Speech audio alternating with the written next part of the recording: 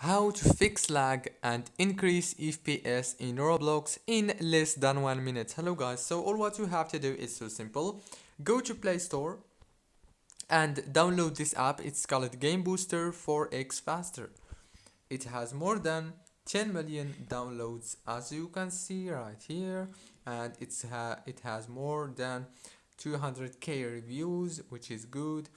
And now all what you have to do is get into the app that we just downloaded and wait a few seconds, and then it will take you to this dashboard. As you can see, don't worry, it's very easy to use. All what you have to do is click on add game, choose Roblox and go back, click on GFX tool and choose the resolution that you want, then click next, choose the FPS that you want, for example 145 44, and now choose the graphics. I recommend to choose smooth if you want it faster. Click next and wait a few seconds, and congratulations, now it's just changed.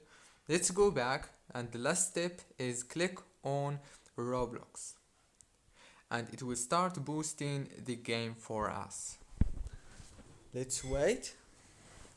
As you can see, very easy and fast.